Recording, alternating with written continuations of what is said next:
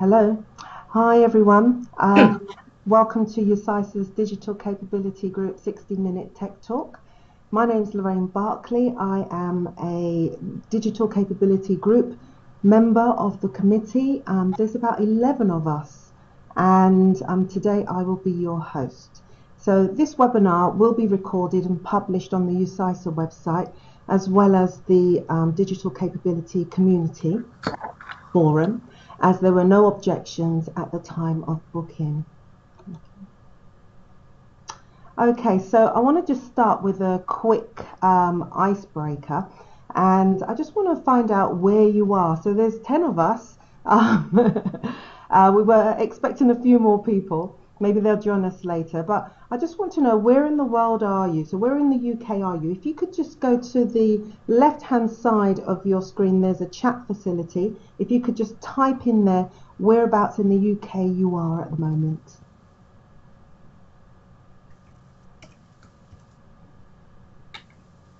Okay, so we've got somebody from Lancaster, Christine.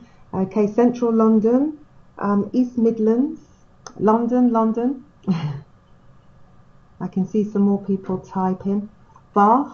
Okay, so we've got somebody from Bath. And anybody else? Okay. All right, I think that's it. Okay, so I'm just going to ask you just another. Oh, somebody from Bedfordshire. Yeah. Okay, so I'm just going to ask you this question. Here's a lovely picture. All right, it's somewhere in this world. I don't know whether anybody's had a chance to visit this place, but if you can identify it, please put the name of the place that we're displaying right now. Yeah, I can. Oh, somebody said Leeds. Wonderful. Well, yeah, somebody got it right. Correct. It's Iceland. Okay, fantastic. Okay. For those of you who didn't get a chance to answer or get that correct, here's another one.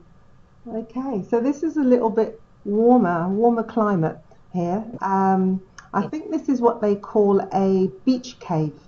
So where do they have beach caves?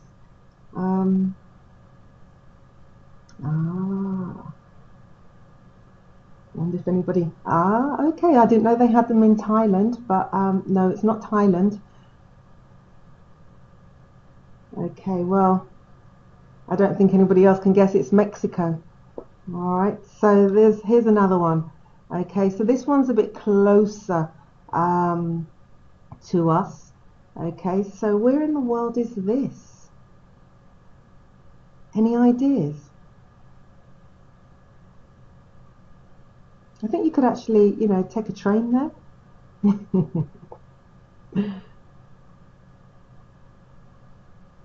Somebody said Cornwall. Oh, it's the opposite direction.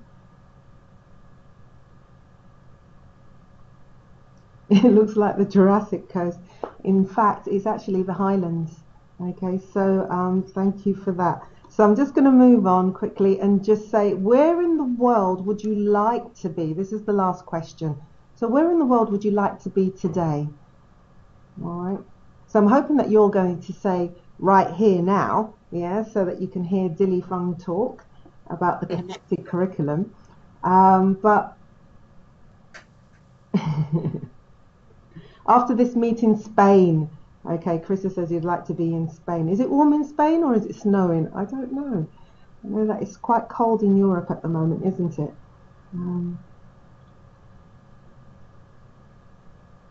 Okay. Anybody else? A hot beach, somewhere exotic. Yes, I agree with you, Trupti. I'd like to be somewhere nice and hot as well. But I'd like to return back to this nice cool weather as well. Okay, all right. So let's move on. So let me just tell you about our group. All right, the activities that we are involved in. So what UCISA like to do is to share best practices, as you all know. And we do that via conferences, Twitter, webinars, survey results, forums, and this is what our forum looks like. Okay, so this is our Digital Capability Forum. You can see there's an address there so that you could, if you're not a member, you can actually join if you want to. I'm just going to paste a link in there so that you could click on that. All right, so in the forum, what you can do is you can chat with others. We have over 150 members, and if there's hot topics that you want to discuss, you can, comment on your wall. We also have in the forum an archive of all our webinars that we've actually produced, and as you can see, it goes as far back as February the 14th, 2014. So you'll find this webinar stored on there as well. So if you want to have a look at this or refer back to this at a later date, then you can go onto the forum and find it there. We also run 60-minute tech talks like the one that we're doing today, and the next one is very soon actually. It's on the 3rd of February, and it's all about MOOCs. Okay, and we're going to have guest presenters Chris Rowell from Regent's University London, and we're also going to have Tim Newman from UCL, and they're going to be talking about MOOCs. And I don't know if anybody's familiar with the 12 apps of Christmas. Okay, so I hear that, can you not hear me? It says check your speakers haven't been muted. Okay, so are you all having trouble hearing me?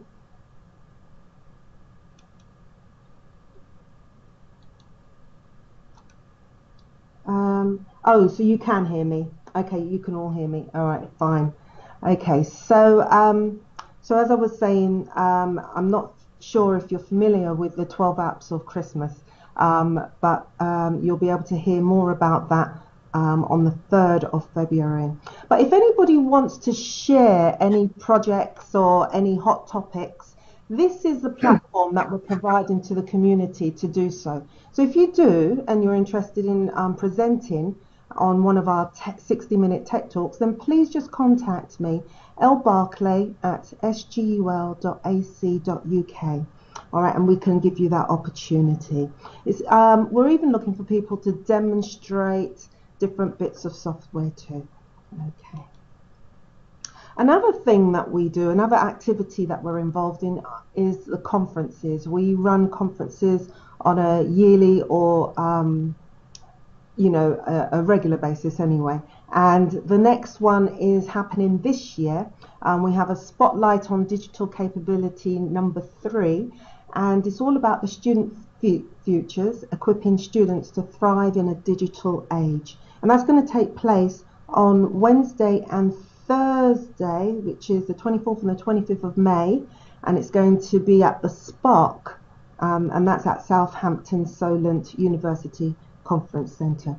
So if you want to book tickets for that, because I think the tickets are on sale now, so I'm just going to pop another address in here that you can click on and you can buy the tickets.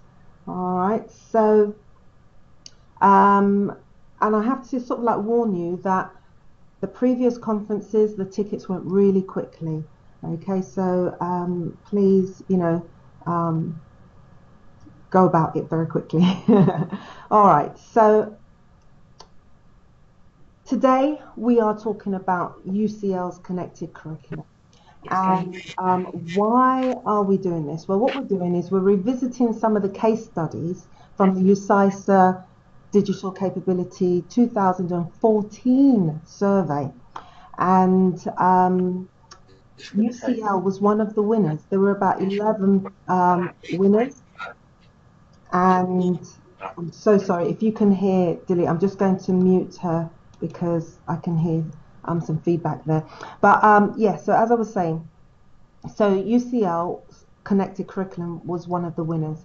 And so what I'd like to do is to introduce Dilly Fung, who is the Academic Director of the Centre of Advancing Learning and Teaching, to ask her to tell us all about the UCL's Connected Curriculum and where they are now, because if you can remember 2014, so that's 2 years that have gone by now, and it would be really nice to know what updates there are to it and how it's doing. So without any further ado, I will unmute Dilly.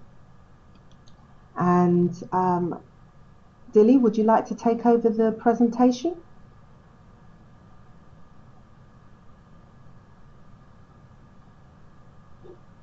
I'm hoping that she's...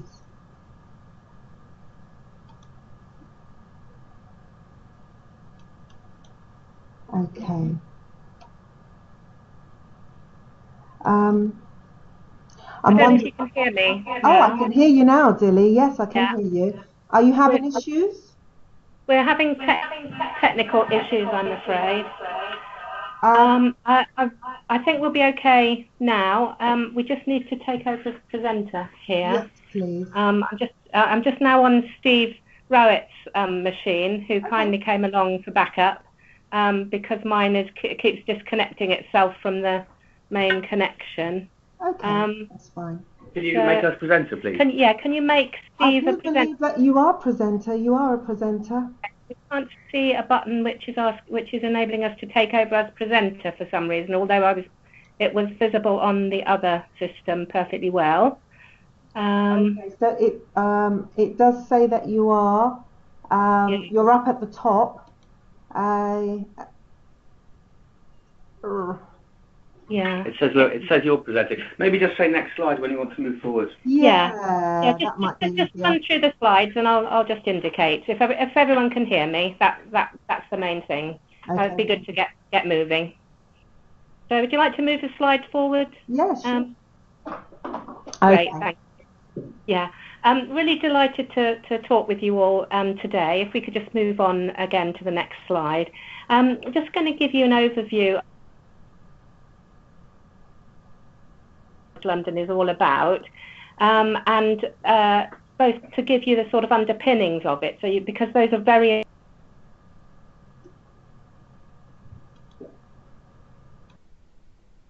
focus on the digital dimensions and some of the questions that you might have. So next slide. Okay, so to start off with, as probably many of you know, UCL is a very research-intensive institution. But I think regardless of the type of institution, there's much more talk nowadays about the relationship between research and education. And Mary McAleese from Europe said there's no contradiction between the imperative of good teaching and the imperative of research, which critiques, refines, discards and advances human knowledge and understanding. And yet we've often operated in universities as if research and education are two separate things. Move the slide, please. So just to give you the underpinnings, the philosophical underpinnings of connected curriculum, they really draw from some of my work. So I'm the Professor of Higher Education Development here at UCL. And I draw very much on a philosophical position on education, which is kind of underneath all of the different theoretical and philosophical kind of ways of thinking about education. It's a kind of human position, if you like, and it draws on some philosophy which is about the nature of education as being self-formation and about collective advancement through critical dialogue, and the idea of widening horizons, that what education is really about is about our interacting with one another, connecting with one another, and therefore expanding what we know, what it's possible for us to know, that we can test and peer review and engage in that really fundamental dialogue which kind of comes first before all of the other things we lay on top. And Fairfield describes education in this sense as being underpinned by the need for the human mind to remain unsatisfied with what it imagines it knows. And this is the absolute fundamental underpinning of the notion of education in the connected curriculum framework. So move the slide, please. Another way of looking at good education, which is very, very congruent with the first, is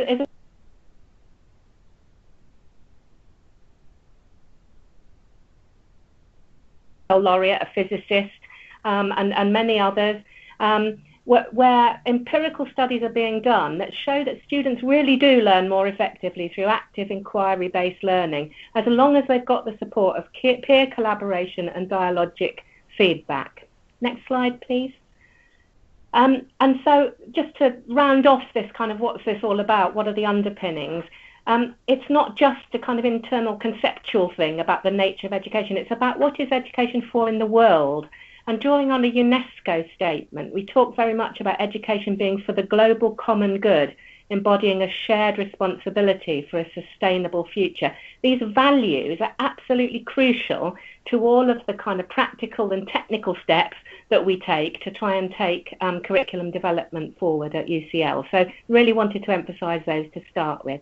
Next slide, please. Traditionally, and Andrew Brew shows in this model, and obviously do have a look at it afterwards, how split the activity between research and teaching have been. So the academics have been developing new knowledge in generating new knowledge through research, and the students have just been sort of receiving stuff through teaching. But the next slide will show a much newer model, which again I won't go into in detail because we don't have the time, but which shows just how many links there can be between education and research. Teaching and learning, relationships between people, scholarship is absolutely fundamental to that. So do have a look at Angela Brew's work if you're interested in any of the theoretical kind of underpinnings of this. Next slide, please. So to come to the connected curriculum at UCL, and the next slide. This is our provost, president and provost Michael Arthur. At University College London, our top strategic priorities for the next 20 years is to close the divide between teaching and research. We want to integrate research into every stage of an undergraduate degree. Next slide, please. So this is the Connected Curriculum Framework, and there is a book coming out, quick plug, it will be open access, a Connected Curriculum for Higher Education. So the core principle of the framework is the predominant pedagogy, if you like, of students learning through research and inquiry. And then there are 6 dimensions. I'm just going to briefly talk you through the 6 dimensions, and we'll pick up some of the issues about how this relates to sort of technological needs, digital dimensions, and so on. So the first core principle, right at the beginning, this is causing us to prompt questions and discussions, all sorts of activities right across the institution, to ask ourselves, what is research in our subject? What principles, practices and values underpin our research and the way that we do it? In what ways and when are our students already engaging in forms of inquiry or their own investigative research? And do our approaches to student assessment promote this kind of authentic inquiry, or do we need to change assessment approaches? We'll come back to that in just a moment.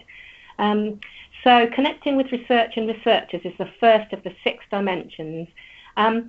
We found that even though we're a research-intensive institution here, and many of our students were saying, do you know what, it was a great sort of time, but I never really felt I could connect with with researchers and really understood what they were doing and were able to work with them.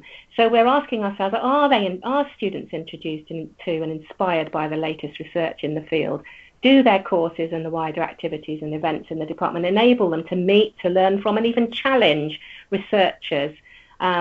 And if we could just go to the next slide, there's an example here of something we've been doing at UCL that has spread like wildfire, really, across the institution. It's continuing to spread, which is an induction activity where students are asked to work in small groups, very sort of independent small groups, just as they arrive, to investigate the work of one of the researchers. They then go and meet the researcher and they question them, and then they can construct and develop a product, something that they create, obviously very often with digital dimensions, and often videos or other online communications, where they communicate the work of that researcher to an external audience or to a particular audience that they've identified. So we look at the next slide, a through line as part of programme design. This is again the second dimension. This is about how are our programmes of study put together? Are they joined up? Are there in our modular system? We've often got very disaggregated programmes, we find. So we're really looking at how you can have a connective core, a sequence of activities that students can kind of take ownership of and build their own learning story. And that they learn gradually through the programme, year on year, to really develop their ability to undertake inquiry, both independently and as part of a group. Next slide. An example is a medicine at UCL. They've, instead of having just 6 years of activity, they've now got vertical themes that run all the way through the 6 years that students follow through with. And the next slide shows how briefly the Institute of Archaeology, for example, have got 2 through lines in the design of their programme. One is very much research-based, and they have another thematic through line, which is about global citizenship, which is the second line on the graphic. And thirdly, the showcase portfolio.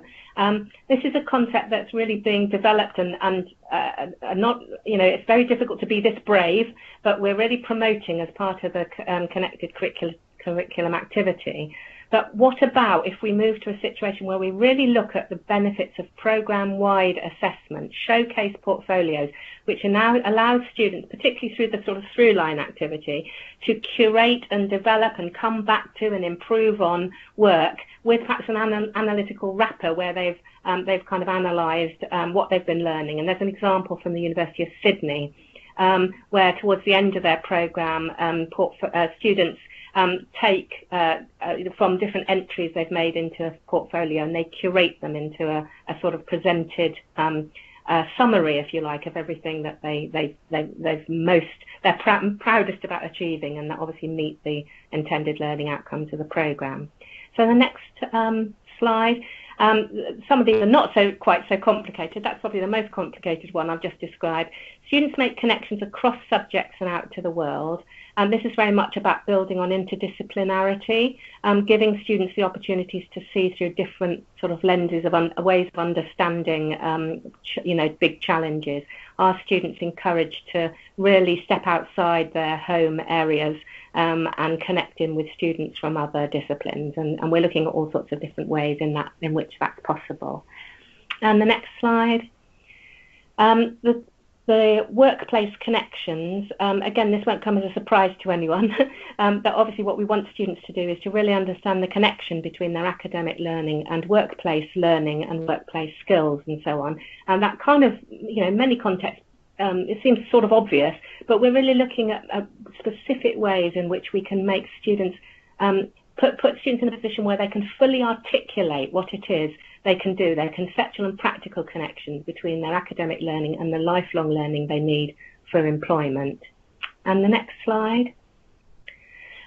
This is probably one of the most exciting of the dimensions, and has caused lots of interest and activity, which is looking at some student assessments, not all of them because that's not practical, but some student assessments at each level of study to make them outward facing so that they're directed at an identified audience, giving the students a voice beyond their class. So students in this way can demonstrate a whole range of different skills, digital capabilities and so on, different communication skills, modes of writing, visual communication skills and so on. The idea is that if students go out there and investigate something, they should also be thinking about who has an interest in or could have an interest in this area of knowledge, and how can I represent and present my findings, or how can we present our findings to a real audience. So where possible, we are genuinely looking at real audiences and not just kind of conceptually real audiences, if that makes sense. So I'm sure you can imagine already that thinking along those lines has all sorts of implications for students in terms of what they're capable of doing, for staff and what they're capable of doing, and also online systems and sort of infrastructures and software and etc. To make that a possibility. And then the final dimension, the sixth dimension, the next slide. Can you change the slide? Can you hear me? Okay. I haven't got the thingies up, so.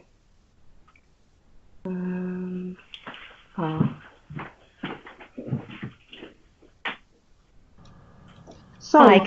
Hi, Dilly. Can you hear me? I can hear you now, yes. Okay, wonderful. Yeah, we're on the last one, which is number 6, human connections. Okay, so the slide hasn't changed on my view, so it's saying students as producers still. Not quite sure how that's happened. Okay, I've got Myra. Can everybody else see human connections on their screens? Yes, they can. So I think it's got something to do with your computer. Okay. We've got problems on both of our computers. Okay, well, I'll let you know that it says human connections. All right. Yeah, don't worry. I can talk to the slide. I can imagine the slide. Don't worry. Okay. Yeah. So I'll just pick up the key issues on that.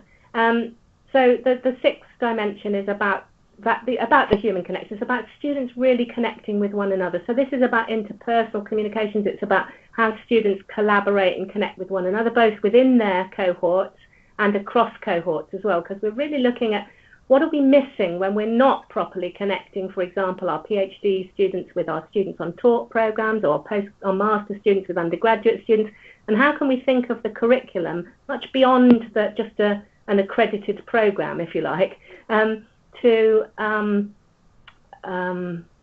really to sort of be characterized by all of the opportunities that are available for students within the institution. So, for example, if master's students offer a series of research-related seminars, and the undergraduate students in the second year have a module where they go and kind of shadow the master students, or they shadow PhD students, and they understand more about research, you've got a much ideas and collaborations than you have when you just keep students within their own year groups and within their own groups. And again, they're obviously kind of digital and technical issues that we have to overcome in order to really make this possible. So I'm now trying to imagine what I think is the next slide, which I think is probably just a summary of the whole. Do you want me to tell you what it is? It says personal and cross-phase connection. Yeah, okay, so I think we've talked about that one. So if we go to the next slide, which I think is the summary of the whole graphic, isn't it? Yes, it is, yes. Yeah. So you can see, I apologise to you all. I don't know why our technology is letting us down. The joys of this. So you can see the entire framework, and you see in many ways it's a very simple framework. There's no sort of particular jargon in it. It's a very sort of straightforward thing, but it's driving a whole set of activities for departments in their different disciplinary specialisms and in their different cross-disciplinary thematic sort of interest groups and so on, to really take forward some new ways of thinking. So we should now have a slide where it says digital implications. Okay, well, what we have is we've got a slide now that actually says, it talks about your book, being published. Well, we can come, so if you can see the slide with the reference to the book on it, that's great. I think there is a URL there that you can sign up, and then when the book comes out, if you want to know more about it, you'll be notified by UCL Press. That's great. I'm sure we'll publicise it as well, generally through all the networks as soon as it comes out. But then there's the slide that sums up some of the sort of digital challenges. Yes, we've got that one there, digital dimension. Great, you've got that one up. That's great. So the first one says enabling students to connect with research. Enabling students to connect with research and researchers. Thank you. And of course, if you think about that as a challenge, then again, some of the digital kind of implications of that are quite interesting. So I'm hoping that you're all thinking about, what you think we should be doing, could be doing in order to make these things possible. Cross-modular connections are really important. This is the second one, because we've often got things set up so that students use the virtual learning environment in terms of the modular boxes that they operate in. Well, we're really trying to get out of the modular boxes into a much more connected space. And so our digital education team are doing a wonderful job at looking into various opportunities and challenges, including something called UCL Together, which is potentially a wonderful sort of space for people to engage with one another, and looking at the whole sort of connected learning environment to see what indeed we need to change in order to make these sorts of levels of connectivity possible. The third bullet point on this is my last slide, by the way, is broadening assessment methods. So as I mentioned before, if the students are going to be doing much broader range of assessments, and particularly if they are properly presenting things either in person or online or by any means to groups of people, including, you know, local charities, communities, might be people over the other side of the world, then we need to look at whether we've got the capability, the digital capability to support this, and indeed the opportunities for students to learn and develop the skills that they have. The next bullet point picks up connecting with local and wider communities, so that sort of picks up the issue of, we're going to make a real and lasting and sustainable relationship with local and wider communities, then what does that mean? What does it mean for things like, you know, a kind of online domain that can be sustained and doesn't just get lost and left behind when one cohort moves on? How can we really make this work? As you can tell, we're thinking big and we're not worried about the complications. We're just trying to build on the idea of what we consider to be great education in the 21st century to see what we need to make this possible. And then the final thing is just to go back to the issue of the showcase portfolio. I have to say that personally, in looking at various solutions and possibilities for the future, I do think that students working towards a showcase portfolio where they do select from the best of their work, they curate, they include within it a real research project, at least one research project that they've taken great initiative with. They could include in it activities where they've connected with other researchers and other practitioners that they've engaged with.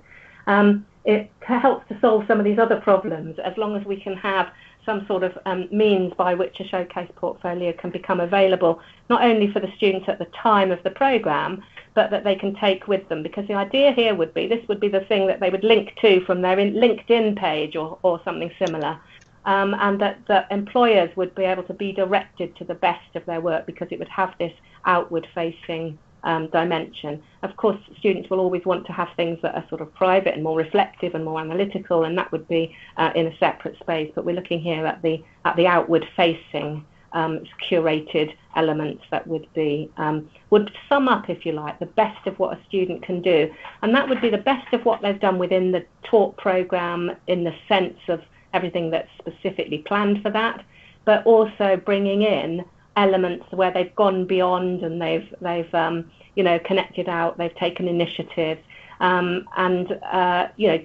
produce much more space. One of the key drivers for this is to enable students to take more risks and not to be so worried about having to tick this box, I've done this module, move on, forget about it, do another module, but to think much more holistically about themselves, their whole learning journey, and all the skills and capabilities that they have that they're developing all the way through. So that's my summary about where we are. Just to say, in UCL, we've... Hello?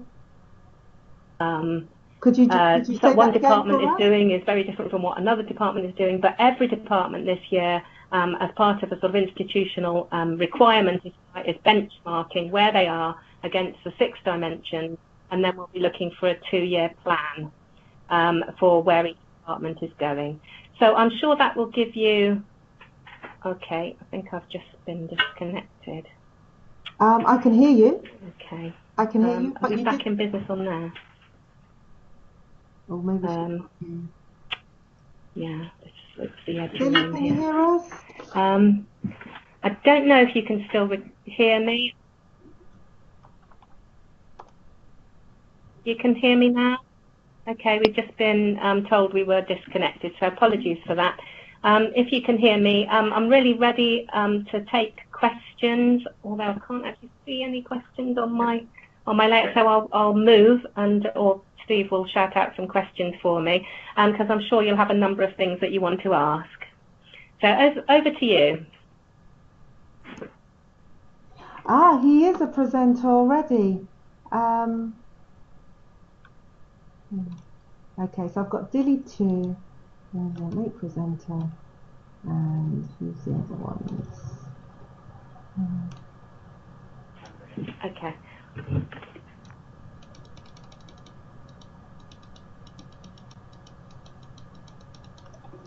Okay.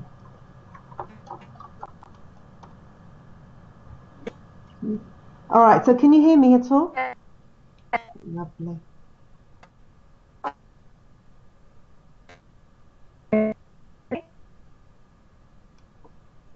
Sorry, has anybody got any questions for Dilly?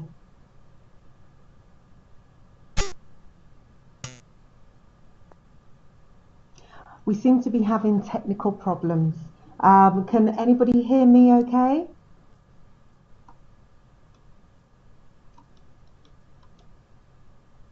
I'm hoping that, yes, you can hear me. All right, that's fine. So yeah, so has anybody got any questions for Dilly? If you want to just write it in the chat, okay, and I'm sure that Steve or Dilly can actually reply in the chat.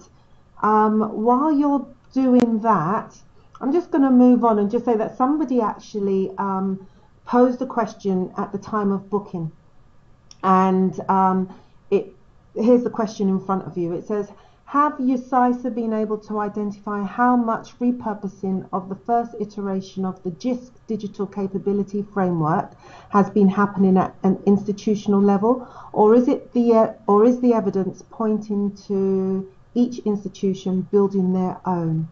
Okay, so we've just had a briefing from Dilly on her connected curriculum framework, and a lot of universities are actually using the GISC digital capability framework.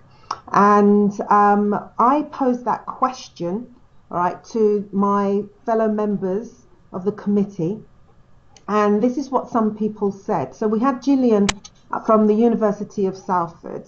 Right now, she's in charge of the digital capability survey, this year's one, and she said we didn't ask about this question in the survey, so it's not going to reveal anything.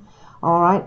We also had Kerry from the University of Lincoln, and what she said was that we use the GISC-DC framework. We did not adapt or amend it as we felt it met our needs. Often the repurposing I have seen reduces the framework into a can you do this list based on institutions' current technologies. All other adaptations struck us as being too short-sighted, so we left it as it is. And she also says that she'd seen more examples of institutions making their own framework, just like UCL, rather than repurposing the GISC framework. Okay, so, oh, look, we've got Dilly back now. So, Dilly, do you want to? Hi. She's back. So, okay, so yeah. Please, anybody, have you got questions for Dilly? Please write it in the chat. She's here and ready and available to answer your questions. Questions or comments would be great. Yeah, comments as well. Yeah.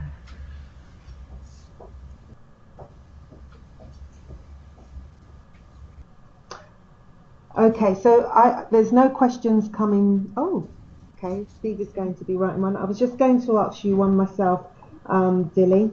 All right, so the thing is that this connected curriculum was introduced or talked about back in 2014. You've told us what it's all about.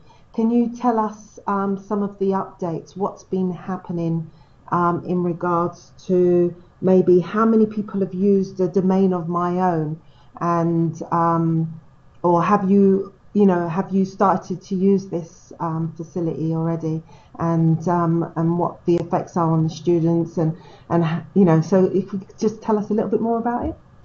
Yeah, sure. Yeah, we haven't used the domain of one's own yet, because that's I should get Steve to be talking to you about this, because it's more his area of expertise. But that's all been sort of drawn into discussions about how we can create a digital learning environment that is fit for UCL. Steve just put up a link on the comments that people might like to link into, so that you can see how the connected learning environment work is going. As you'll appreciate, so UCL's a really big, so it's got 40,000 students, it's got 11 different faculties all distributed about London. It's extremely diverse in its subject areas, and to have one thing that sort of suits everybody, if you like, is not really the way that UCL usually goes. But we are looking in a big time scale, if you like, to really look at where we need to be, and the link that Steve's put up there hopefully will explain, and he's just put up another comment. So we couldn't get the domain of one's own as it was presented to us originally, but we're moving ahead with student blogging in the first phase, so that students are getting into the mode of really sort of producing work for external consumption. But students right across UCL and departments across UCL are looking at their own ways in which students can produce work for externally, if you like. And so I guess there are a number of different sort of workarounds that departments are doing while we're building the larger infrastructure. Okay, wonderful. Another question that I've got for you is about this relationship with research and how you're trying to embed research throughout the whole of the curriculum. Have you found that other universities or institutions are actually following suit to what's happening at UCL? Well, we've been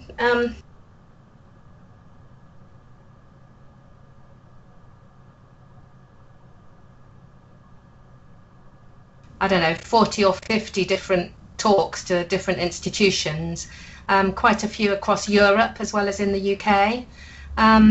Obviously, I think in particular the research intensive institutions are looking at it as a way of trying to break down or make the most of the fact that they are research intensive, but also to break down some of the divisions that there have been between research and education as activities.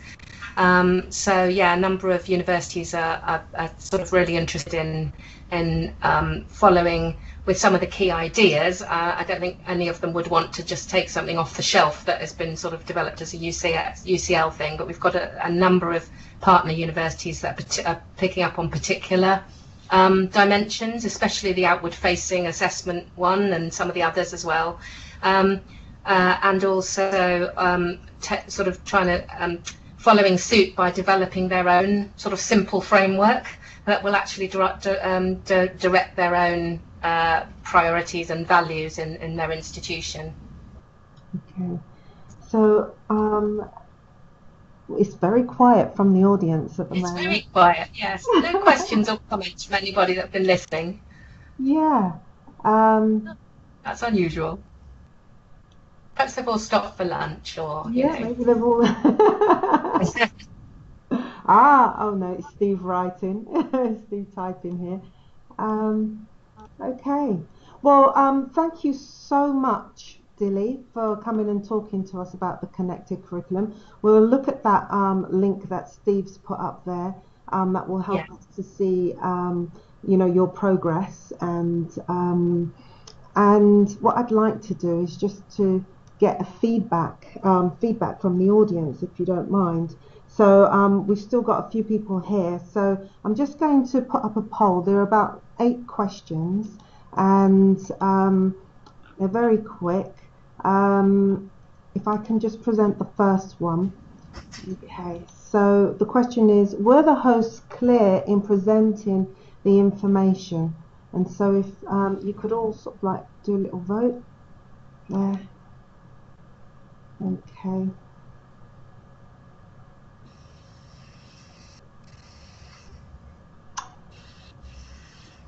Okay, so we're going to move on to the next one. Okay, so question number 2. All right, I'm just going to present that. Were the guest presenters clear in presenting the information?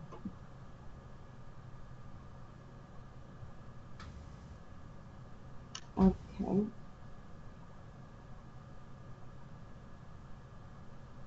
It's gone. All right, lovely. Okay, so I'm going to move on to the next question. All right, question number 3. Here we go. I'll present that now. Were the slides, visuals clear in presenting the information?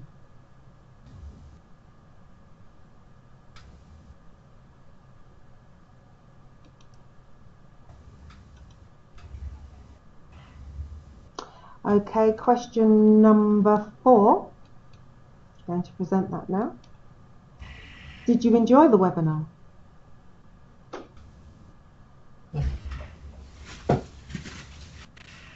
Okay, so let's move. Oh, okay. 25% of you did. Oh, 20% did. Okay. Let's move on to the next one. Okay, number 5.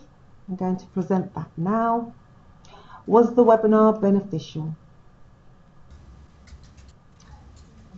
Okay. All right, so we've got 60-40. Thank you. Question number 6. Did you like the webinar technology? Oh, wow. 50% of you said no. Oh, it's gone down. Okay. Oh, it's going down. It's going down. 33% of you said no. 50% of you said yes, you did. Okay, wonderful. All right. So I'm going to ask you the next question. Question number 7. All right. Would you attend another UCISA-DCG webinar? Okay.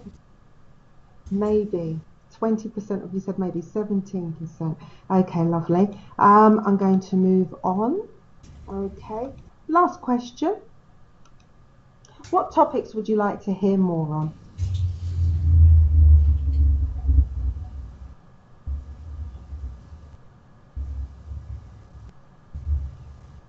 Okay, training. Oh, here we go.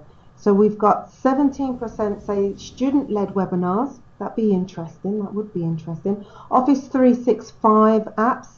Okay, that's 14%. Training approaches, another 14%. We've got digital capability strategic approaches, 14%. Digital capability case studies, 29%. Okay, well there will be more case studies available. Okay, so I'm just going to go back. Thank you so much for filling in that poll for me. I'm just going to go back to my presentation now.